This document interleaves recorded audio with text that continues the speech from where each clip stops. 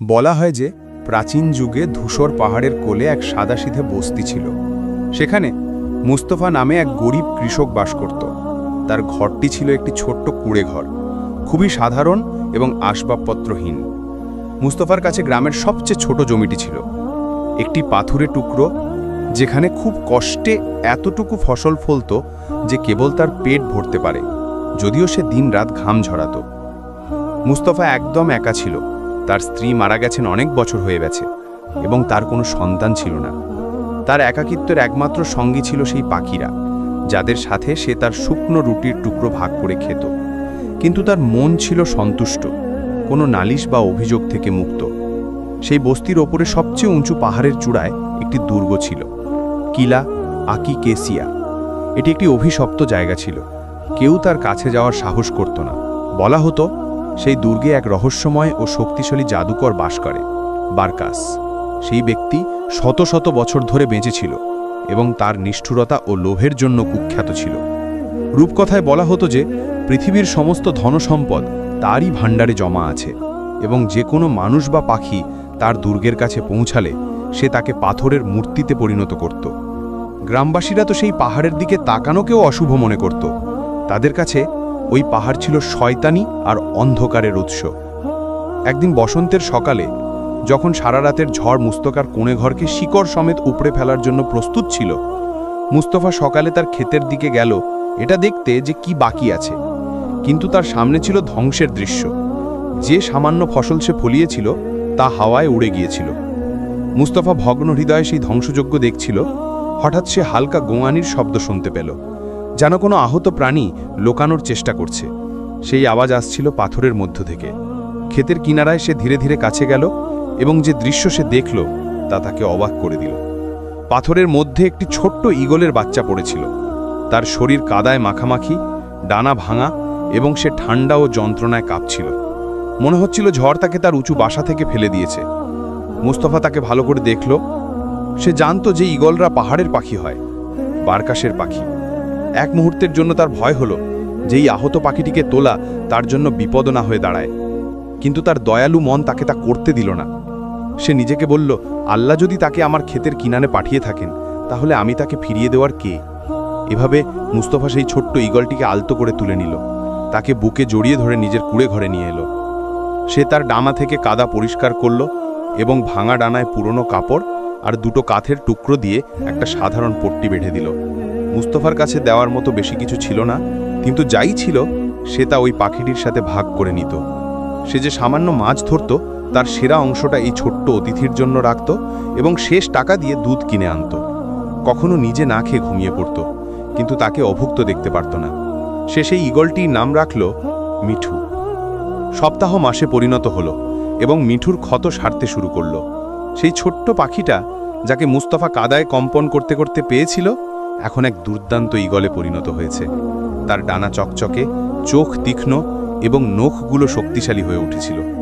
যে ডানাটা একসময় ভাঙা ছিল, এখন তা আগের চেয়েও বেশি শক্তিশালী। এভাবে এক গরিব কৃষক আর এক ঈগলের মধ্যে এক অদ্ভুত কিন্তু গভীর সম্পর্ক গড়ে উঠতে লাগল। এই মহান সম্পর্কটি ছিল শব্দের চেয়েও গভীর।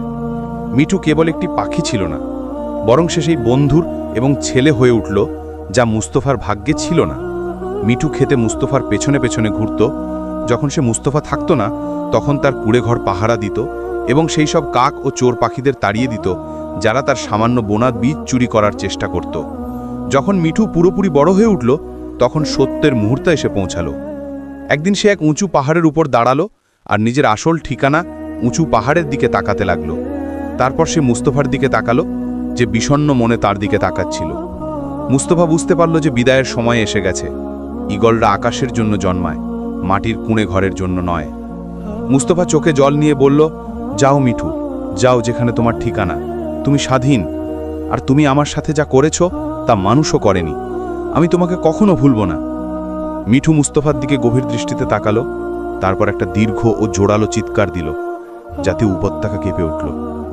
নিজের বিশাল ডানা মেলে সে উঁচু হয়ে উঠল, কিন্তু সে বেশি দূরে গেল না। সে সোজা পাহাড়ের চূড়ার দিকে উড়ে গিয়ে কিলা আকি কেসিয়ার দিকে মনোনিবেশ করল। মুস্তফা তাকে মেঘের মধ্যে একটি ছোট্ট বিন্দুর মতো মিলিয়ে যেতে দেখল। সে বুকে হাত দিয়ে ভাবল যে এটাই শেষ। মিঠু হয়তো তার পরিণতির দিকে পৌঁছে গেছে, নয়তোবা জাদুকর বারকাস তাকে পাথরে পরিণত করে দিয়েছে। পুরো দিন কেটে গেল, আর মুস্তফা কুঁড়েঘরের বাইরে বসে রইল। না খেলো না পান করল, শুধু পাহাড়ের দিকে তাকিয়ে রইল। যখন সন্ধ্যের দিকে সূর্য ডুবতে লাগলো, তখন বাতাসে গানার আওয়াজ এলো, যেন আকাশ চিরে যাচ্ছে। মিঠু মেঘের মধ্যে থেকে দ্রুত তীরের মতো আবির্ভূত হল এবং মুস্তফার সামনে এসে নামল। সে গর্বের সাথে দাঁড়িয়ে রইল। মুস্তফা খুশি হল, কিন্তু সে একটা অদ্ভুত জিনিস লক্ষ্য করল। মিঠু তার ঠোঁটে চকচকে কিছু একটা ধরে দাঁড়িয়েছিল। যখন সে কাছে এলো, তখন সেই জিনিসটা তার পায়ের কাছে ফেলে দিল। সেটা ছিল একটা বড় খাঁটি সোনার মুদ্রা, চকচকে, এবং তার উপর এক অদ্ভুত সিলমোহর আঁকা ছিল, একটি খুলির নকশা, যার ভেতরে এক জাদুকরের চোখ আঁকা। মুস্তফা সেখানেই জমে গেল। সে সাথে সাথে বুঝতে পারল যে এই মুদ্রা জাদুকর বারকাসের কোষাগারের। মিঠু নিজের জীবন বিপন্ন করে শয়তানের আখড়ায় ঢুকে এই উপহার তার মালিকের জন্য নিয়ে এসেছে, যে তাকে ছোটবেলায় খাওয়াতো। আজ সেই মিঠু তার জন্য এই নেয়ামত নিয়ে এসেছে। মুস্তফা জানত না যে এই একটি সোনার মুদ্রা কেবল শুরু, সোনার বন্যার সূচনা এবং এক অবশ্যম্ভাবী যুদ্ধের সূচনা। মুস্তফা কাঁপতে কাঁপতে মুদ্রাটি হাতে তুলে নিল। এটি ভারী ও ঠান্ডা ছিল, আর যখন সে তার ওপর জাদুকরের সিলমোহর দেখল, তখন তার শরীর কেঁপে উঠল। সে চিন্তিত হয়ে মিঠুর দিকে তাকালো আর বলল, এ কি করলে বাবা? তুমি কি জানো তুমি কোথায় গিয়েছিলে? এই সোনা অভিচত্ব, এটা জাদুকরের দুর্গের। কিন্তু মিঠু যেন কোনো পবিত্র অভিযানে নেমেছে। পরের দিন সকালে সূর্যোদয়ের সাথে সাথে সে আবার দুর্গের দিকে ছুটল এবং সন্ধ্যা নাগাদ ফিরে এসে মুস্তফার পায়ের কাছে দুটো সোনার মুদ্রা রেখে গেল। তৃতীয় দিন সে 3টি মুদ্রা নিয়ে এলো। এই সিলসিলা পুরো 1 সপ্তাহ জুড়ে চলল। মিঠু প্রতিদিন সকালে যেত আর প্রতিদিন সন্ধ্যায় মুঠোভর্তি সোনা নিয়ে ফিরত। মুস্তফার গরিব রইল না।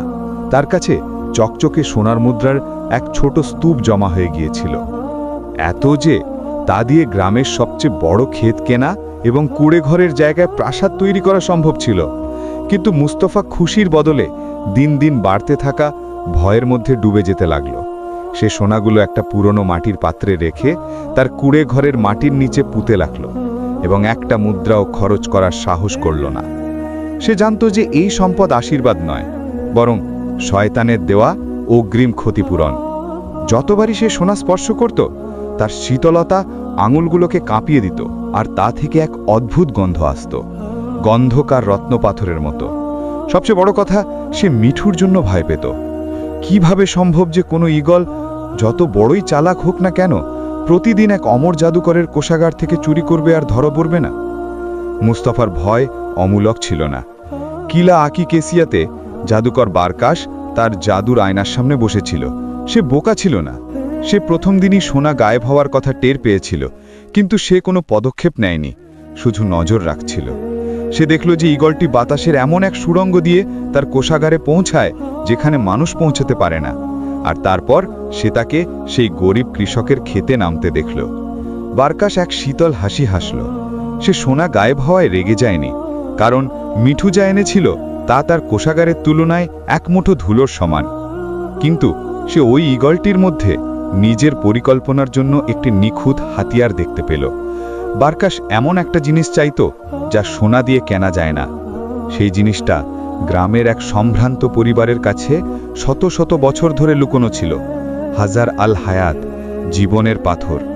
বলা হতো সেই পাথর জমিকে উর্বর করে, রোগ নিরাময় করে এবং কালো জাদু নষ্ট করে দেয়। বারকাস ঠিক করল যে সে ওটার মাধ্যমেই তার অমরত্বের আকাঙ্ক্ষা পূরণ করবে। সে নিজেকে বলল, এই গরিব কৃষক ফাঁদে পড়ে গেছে। আমি জেনে শুনেই পাখিটাকে আমার সোনা চুরি করতে দিয়েছি, আর এখন এই কৃষক আমার জীবনের কাছে ঋণী। শীঘ্রই সময় আসবে যখন আমি তাকে আমার ঋণ শোধ করতে বলবো। গ্রামে হঠাৎ মুস্তফার বিষয়টি সন্দেহের নজরে চলে এলো। হঠাৎ মুস্তফা খেতে কাজ করা ছেড়ে দিল। সে কুঁড়েঘরের বাইরে বসে চিন্তিত দৃষ্টিতে পাহাড়ের চূড়ার দিকে তাকিয়ে থাকত। প্রতিবেশীরা লক্ষ্য করতে লাগলো যে সেই অদ্ভুত ঈগল, যাকে সে পালছিল, প্রতিদিন জাদুকরের দুর্গের দিকে যায় এবং ফিরে আসে। কানাকানি শুরু হয়ে গেল। কিভাবে এক গরিব কৃষক কাজ ছেড়ে দিতে পারে? আর কেনই বা তার পাখি বারবার শয়তানের আস্তানায় ফিরে যায়? গ্রামের সর্দার, যিনি জ্ঞানী কিন্তু সতর্ক ছিলেন, মুস্তাফার কাছে এসে বললেন, হ্যাঁ মুস্তাফা, আমরা সব দেখছি। তোমার পাখি প্রতিদিন পাহাড়ের দিকে যায়। যদিও তুমি কোনো বিলাসবহুল জীবন প্রকাশ করনি, তবু আমরা অনুভব করছি যে তোমার ঘরে কোনো ভয়ঙ্কর রহস্য আছে। সতর্ক থেকো মুস্তাফা। যে সোনা জাদুকরের দুর্গ থেকে আসে তা শুধু ধ্বংসই নিয়ে আসে। মুস্তাফা লজ্জা আর ভয় অনুভব করল। সেই রাতে যখন মিঠু তার অভ্যাস মতো ফিরে এলো এবং তার সাথে এক ছোট থলি ভর্তি জহরাত ছিল, মুস্তাফা তাকে নিজের বাহুডোরে জড়িয়ে ধরে বলল, দয়া করে মিঠু, আর ওখানে যেও না। আমি এই সোনা চাই না। আমি তোমাকে নিরাপদে চাই। লোকে আমায় সন্দেহ করছে। কিন্তু মিঠু তখন অনুগ্রহ প্রতিদান দেওয়ার মেজাজে ছিল। সে মানুষের ভয়ের ভাষা বোঝে না। সে শুধু জানে যে এই ভালো মানুষটা তার প্রাণ বাঁচিয়েছে, আর এখন সে তার ঋণ শোধ করছে। পরের দিন সকালেই তাই হলো। যার ভয় মুস্তাফা করছিল, মিঠু তার অভ্যাস মতো দুর্গের দিকে উড়ে গেল, কিন্তু সন্ধ্যা পর্যন্ত ফিরে এলো না। মুস্তাফা রাতে অপেক্ষা করল। তার বুক ধরফর করছিল, কিন্তু মিঠু ফিরল না। মুস্তাফা বুঝে গেল নিশ্চয়ই জাদুকর শেষ পর্যন্ত মিঠুকে ধরে ফেলেছে। সেই রাতে মুস্তাফা ঘুমাতে পারল না। কুড়ে ঘরের নীরবতা কান বন্ধ করে দেওয়ার মতো ছিল, আর মিঠুর খালি জায়গাটা তার অনুপস্থিতিতে কাঁদছিল। কৃষক বুঝতে পারল যে জাদুকরকে ভয় পাওয়া এক জিনিস, আর নিজের একমাত্র প্রিয় প্রাণীটিকে হারানো দুঃখ সম্পূর্ণ অন্য জিনিস। মিঠু তাকে একাকিত্ব থেকে বাঁচিয়েছিল, আর এখন তার পালা তাকে ধ্বংসের হাত থেকে বাঁচানোর। ভোরের প্রথম আলোর সাথে মুস্তাফা সিদ্ধান্ত নিয়ে ফেলল। এখন তার কাছে হারানোর মতো আর কিছুই ছিল না, তার বন্ধু ছাড়া। সে সেই মাটির পাত্রটি বের করল যাতে জাদুকরের সোনা ছিল, তা একটি থলিতে ভরল, নিজের লাঠি ধরল এবং ধূসর পাহাড়ে চড়তে শুরু করল। জীবনে প্রথমবার তার পা কাঁপছিল, কিন্তু তার মন ছিল শক্ত। যখন সে কালো দুর্গের দিকে তাকাচ্ছিল, তখন সেখানে শয়তানের আস্তানা নয়, বরং নিজের ছেলেকে বন্দি দেখছিল। সে বিশাল দরজার কাছে পৌঁছালো, যা এমনভাবে খোলা ছিল যেন তারই অপেক্ষা করছিল। সে সিংহাসন কক্ষে প্রবেশ করে দেখল জাদুকর বারকাশ কালো পাথরের সিংহাসনে বসে আছে, আর তার ডান দিকে মিঠু রূপার খাঁচায় বন্দি, দুর্বল ও আহত অবস্থায় পড়ে আছে। বারকাশ শীতল হেসে বলল, অবশেষে ইঁদুর নিজেই বিড়ালের কাছে এলো। আমি তোমার জন্য অনেকক্ষণ অপেক্ষা করেছি, হে মুস্তাফা। মুস্তাফা সোনার থলিটি মাটিতে রাখল আর কাঁপতে কাঁপতে বলল, আমি তোমার সোনা ফিরিয়ে দিতে এসেছি। দয়া করে আমার পাখিটাকে ছেড়ে দাও। আমরা চুরির ইচ্ছা করিনি। এই পাখি মালিকানার অর্থ বোঝে না। সে শুধু অনুগ্রহের প্রতিদান দেওয়ার চেষ্টা করছিল। জাদুকর ব্যঙ্গাত্মক সুরে বলল, তুমি কি ভাবছ আমি এই সামান্য সোনা নিয়ে চিন্তিত? আমি জেনে শুনেই ওকে চুরি করতে দিয়েছি, যাতে তোমাকে এখানে ডাকতে পারি। তুমি আমার জালে ফেসে গেছ, হে বোকা কৃষক। তোমার পাখি আমার কাছে আছে, আর এখন তুমি আমার প্রতি বিশ্বস্ত থাকতে বাধ্য। বারকাশ সিংহাসন থেকে উঠে মুস্তাফার কাছে এলো আর বলল, আমার কাছে তোমার পাখির বদলে একটা সাধারণ কাজ আছে। তোমার গ্রামের সর্দারের বাড়িতে একটা ছোট্ট পাথর আছে। সেই পাথরটা আমাকে এনে দাও, আর আমি তোমাকে তোমার পাখি এবং এই সোনা তোমার জীবনের 100 গুণ বাড়িয়ে ফিরিয়ে দেব। মুস্তাফার চেহারা ফ্যাকাশে হয়ে গেল। সে জানত যে ওই পাথরটি গ্রামের সুরক্ষার আমানত এবং জমিকে উর্বর করে। সেটা জাদুকরের হাতে তুলে দেওয়ার অর্থ হলো গ্রামকে পুরোপুরি ধ্বংস করে দেওয়া। মুস্তাফা বলল, কিন্তু এতে তো আমরা সবাই ধ্বংস হয়ে যাব। বারকাশ শীতল কণ্ঠে জবাব দিল, তাতে আমার কি? তোমাদের ধ্বংসের এটাই মূল্য। হয় ওই ছোট পাথরটা নিয়ে এসো, না হয় তোমার পাখির আত্মা। মুস্তাফা এমন এক জালে ফেসে গেল যা সে কল্পনাও করতে পারেনি। সে মিঠুর দিকে তাকালো, যে হতাশ চোখে তার দিকে তাকিয়েছিল। সে মাথায় নিচু করে বলল, আমি এটা করব, শুধু আমাকে কাল পর্যন্ত সময় দাও। মুস্তাফা ভগ্ন হৃদয়ে গ্রামে ফিরে এলো। সে সোজা গ্রামের সর্দারের বাড়িতে গেল এবং সব কিছু স্বীকার করে বলে দিল, ঈগল, সোনা এবং জাদুকরের দাবির কথা। সে আশা করেছিল যে সর্দার তাকে বকাবকি করবেন বা বন্দি করাবেন, কিন্তু প্রবীণ সর্দার প্রজ্ঞার সাথে তার দিকে তাকালেন আর বললেন, তুমি ভুল করেছ যখন সোনা গ্রহণ করেছিলে, কিন্তু তোমার মন তাতে কলুষিত হয়নি, আর এটাই আসল কথা। সর্দার বোঝালেন যে জাদুকর ওই পাথরটি চায় কারণ সে জানে যে এই পাথর কেবল পবিত্র হৃদয়ের মানুষের হাতেই কাজ করে। সেটাকে নিজের শয়তানি শক্তি দিয়ে নোংরা করতে চায়। সর্দার বললেন, আমরা তাকে পাথরটা দিয়ে দেব। মুস্তাফা অবাক হল, কিন্তু সর্দার বললেন যে জীবনের পাথর তার শক্তি নেয় পবিত্র উদ্দেশ্য থেকে। সে ভালো মানুষদের নিরাময় করে আর খারাপ মানুষদের পুড়িয়ে দেয়। বারকাশের মন তার দুর্গের মতোই কালো। যাও মুস্তাফা, এই পাথর তাকে দিয়ে এসো আর আল্লাহর ওপর ভরসা রাখো। সর্দার তাকে সেই সাদা ছোট পাথরটি দিলেন, যা থেকে হালকা উষ্ণ আভা বের হচ্ছিল। মুস্তাফা দ্রুত হৃৎস্পন্দন নিয়ে দুর্গের দিকে ফিরে গেল আর সেই পাথর জাদুকরের হাতে তুলে দিল। বারকাশ শ্বাসরুদ্ধকর উত্তেজনায় পাথরটি ছিনিয়ে নিল আর অট্টহাসিতে ফেটে পড়ল।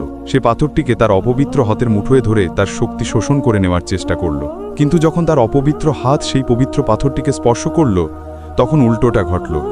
পাথরটি জাদুকরের জীবন শুষে নিতে শুরু করল। বারকাস এক ভয়ঙ্কর চিৎকার করে পাথরে পরিণত হতে শুরু করল, ঠিক সেই কালো পাথরের মতো যা দিয়ে সে তার দুর্গ বানিয়েছিল। সেই পাথর তার ভিতরের সমস্ত শয়তানিকে পুড়িয়ে দিচ্ছিল। যখন জাদুকরের মনোযোগ সরে গেল, তখন রূপার খাঁচাটি ফেটে ঘুরে মিচুর তীরের মতো বাইরে বেরিয়ে এলো। সে পালালো না, বরং সেই মুহূর্তে ভেঙে পড়তে থাকা জাদুকরের উপর ঝাঁপিয়ে পড়ল এবং তার ঠোঁট দিয়ে সেই জাদুর আয়নাটি ভেঙে ফেলল, যা দিয়ে সে দুনিয়ার উপর নজর রাখত। আয়না হাজার টুকরোয় ভেঙে গেল। আয়না ভাঙার সাথে সাথে এবং জাদুকর অদৃশ্য হয়ে যাওয়াতে দুর্গটি কাঁপতে শুরু করল এবং টুকরো টুকরো হয়ে ভেঙে পড়ল। মুস্তাফা গরম পাথরটি ধরল, মিঠু লাফায় তার কাঁধে বসল, আর দুজনে দুর্গ থেকে দৌড়ে বেরিয়ে এলো। তার আগেই দুর্গের পাথরগুলো তাদের উপর চাপা পড়ে জাদুকরের কোষাগারকে চিরতরে কবর দিয়ে দিল। তারা গ্রামে ফিরে এলো সোনা নিয়ে নয়, বরং তার থেকে অনেক বেশি মূল্যবান জিনিস নিয়ে, নিজেদের স্বাধীনতা আর গ্রামের সুরক্ষা। মুস্তাফা সেই জীবনের পাথর সর্দারকে ফিরিয়ে দিল আর নিজের সেই সাধারণ কুড়েঘরে ফিরে গেল। তার কাছে এখনও সেই পাথুরে ক্ষেত আর এক মহান বন্ধুই ছিল, যে তার মাথার উপর প্রহরীর মতো উড়ে বেড়াত। এইভাবেই মুস্তাফা তার বাকি জীবন দারিদ্র্যের মধ্যেই কাটালো, কিন্তু তার মন ছিল শান্তি আর খুশিতে ভরপুর। আর এক মহান ঈগল তার রক্ষক হয়ে রইল। সে শিখল যে সবচেয়ে বড় সম্পদ সেটা নয় যা তুমি অন্ধকার দুর্গ থেকে চুরি করো, বরং সেটাই যা তুমি নিজের ঘরে ভালোবাসা আর দয়া দিয়ে লালন পালন করে বড় করে তোলো, হোক না সেই ঘর মাটির কুঁড়ে ঘর। এখানেই আমাদের গল্পের শেষ, কিন্তু গল্পকারের গল্প শেষ হয় না। আমাদের জানান যে আপনি এই গল্প থেকে কি শিখলেন এবং কোন দেশ থেকে আমাদের শুনছেন। যদি আপনার এই গল্পটি ভালো লেগে থাকে, তাহলে লাইক এবং সাবস্ক্রাইব করতে ভুলবেন না, যাতে আপনি আমাদের প্রতিটি নতুন গল্পের সাথে থাকতে পারেন।